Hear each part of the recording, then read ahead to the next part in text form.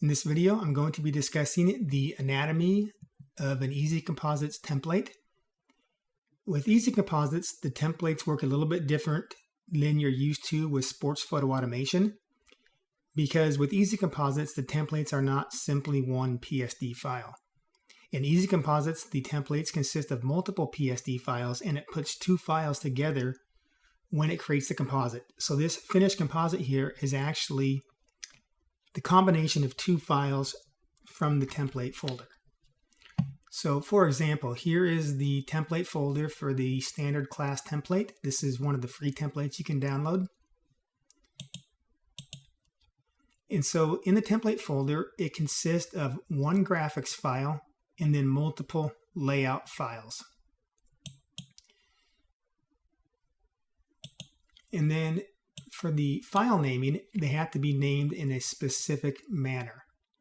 So the graphics file must be named all caps easycomp-graphics.psd.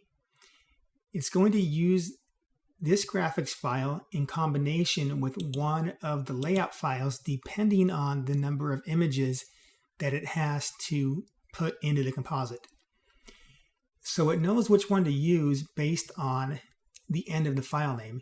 So for example, the end of the file name here is all caps easycomp-025. So for 25 images, it's going to use this file. Now you don't have to have a file for each number, because what it will do is if there is no file with the exact number, it will use the next number up, whichever one has the least amount of empty spaces. And then in the case that it has extra spaces, it deletes spaces on the end and then recenters the bottom row if you have this recenter bottom row checked. So in this case, we have 24 images. So it used this layout for 25. It deleted the last slot and recentered the bottom row when it built. So the reason why these are on separate files is for a very simple reason, is it would be a real pain to have to update the graphics file if you want to customize that for every single layout file. So this way you've only got to update one graphics file in order to customize the look of that template. So I'm going to do that here and show you how easy this is to customize your graphics file. So let me open I'm going to open a layout file too here. Actually, let's just open this layout file here, just so I can explain how it's going to merge these. In the layout file, you've got this background color layer. This will never show in your final composite because it's going to put anything in the graphics file above this. This is just here for you to see when you're designing, because it's a lot easier to look at your layout file with a color behind it instead of a checkerboard. But these placeholder files here, or these placeholder layers, this is how it knows where to put in the layers from your graphics file. So in your graphics file, you have an overlays folder, a styles folder, and a background folder.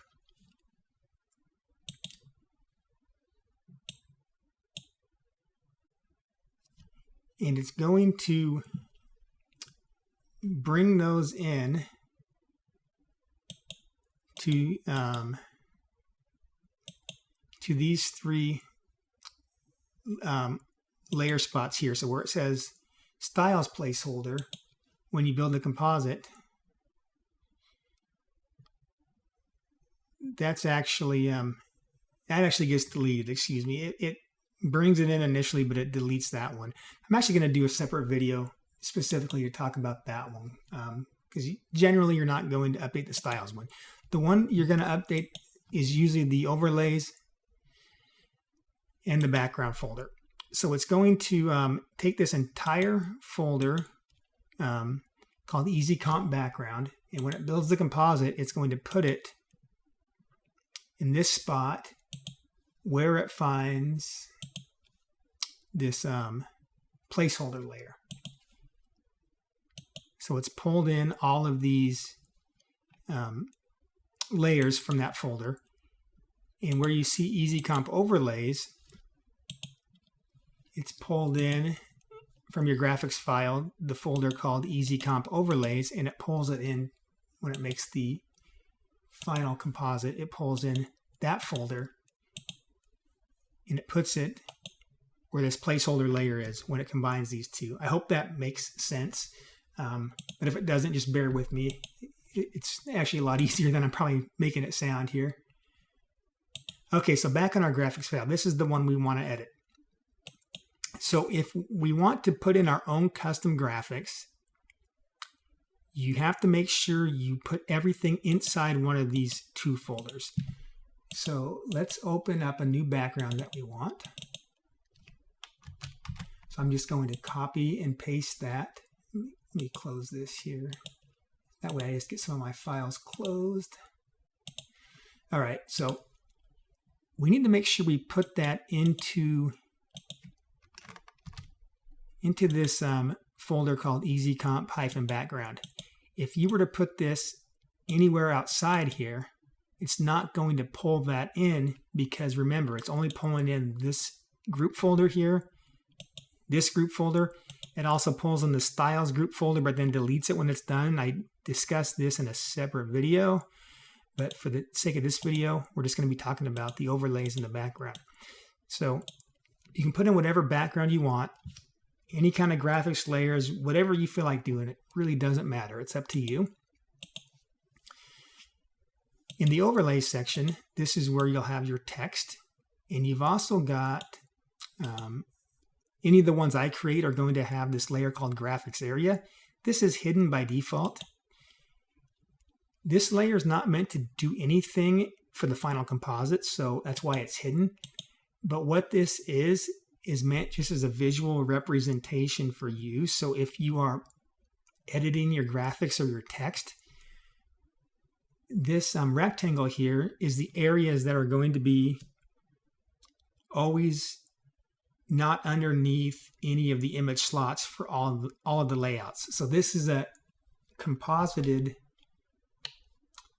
let's view the icons here. So it's looking at each one of these layout files, and each one of them may have a different empty space, but whatever's inside of this rectangle, that's going to be empty space that is common to every one of the layouts. So you can use this as a guide to see where you're going to put in your text or other graphics. So then you can just do whatever you want with the text. So for example, let's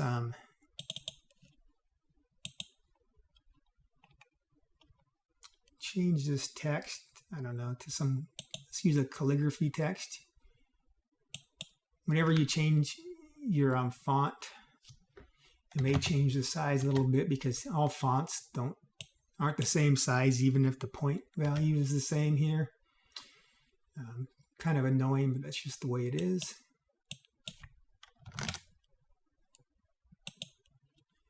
Okay, so something like this.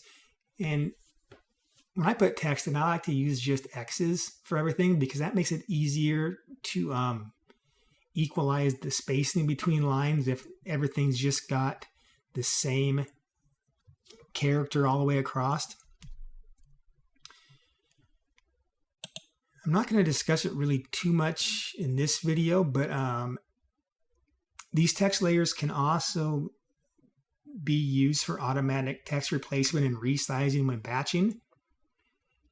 So when you're editing your graphics file, if you plan to batch, make sure you set the size accordingly and the layer name accordingly so it knows how to replace the text and how to resize the text. And that is all discussed in the specific batch processing video with the data files. But just to point that out here because you may not have watched that video yet. All right, so going to actually, let's throw one of these layers away.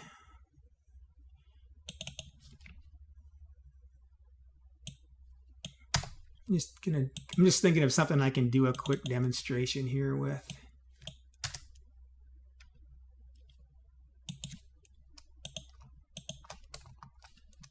Okay, so let's do teacher and year.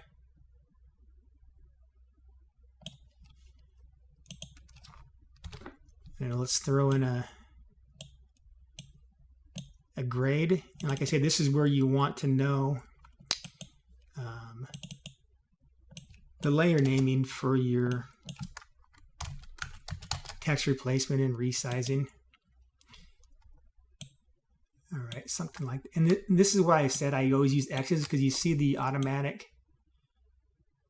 snap. Now it did show the, I don't know why it didn't, it's not now, but it,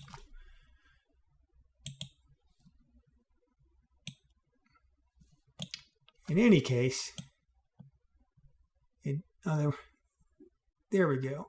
Come on. Okay, 0.273 inches. So if you're using the same character, it makes it easier to get those spaced evenly. I don't know, good enough for this demonstration. So last thing I'm going to do is go back to my home menu, and I'm going to add in a logo smart object. And a logo smart object is a way to automatically add a logo that can be automated through batching.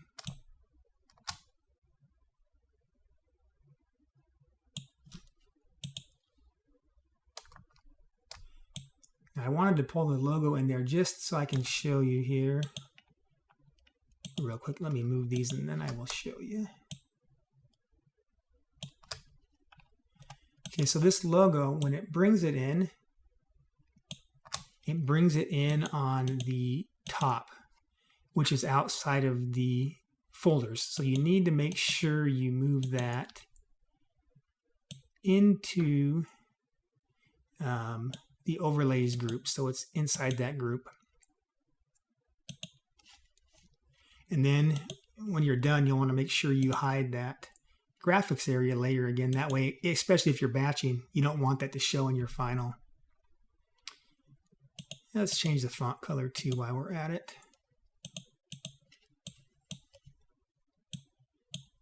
Just because we're here.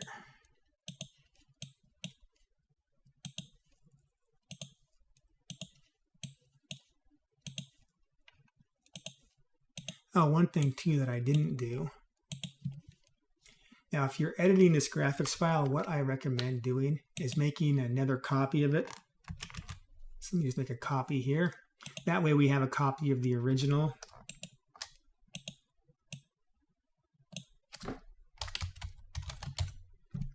And when it runs, it's going to use the one that's got just the easycomp-graphics file name. So let's save this.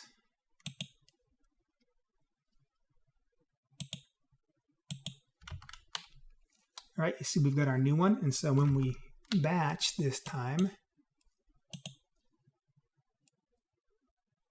see, I've already got everything set up. When I batch, it should use that new one we just made. And you can see it brought that in. So really quick and easy to customize your templates just by editing the graphics file. And I highly recommend, if you're just starting out with Easy Composites, to just start out with editing the graphics file to customize your templates instead of trying to build the layouts. Because building the layouts is the most difficult and time-consuming part. Actually, it's not, I wouldn't say it's difficult, but there's some strategy involved to get all the layouts built. And that's the thing that I know people are going to get the most frustrated with, just because of the time part. So I recommend just editing the graphics files to start out, and then after you get familiar with the program, starting in on editing the layout files, which I'm not going to discuss in this video. But the layout files, you would go to the layout designer, and this is where you would design all these smart objects, how they're set up. So now you see that we built the composite, it pulled this in, and it's still got the placeholder logo, the placeholder text. And then at this point, you would go in and put in like your school's name. Wow, that doesn't look very good, but in any case, I just grabbed the font without too much thought there. But you'll use, like I say, whatever fonts you want for that. But yeah, just go customize those however you want, and it should be pretty simple for you. So I think that's all I'm going to cover in this video. But one other thing too is, like I mentioned, if you're going to batch process, make sure to watch the video when I show how to set up all the batch processing data files and how to choose the layer names that you use for this, because these matter for the text replacement and the batch processing. Thanks for watching, and I hope you learned something.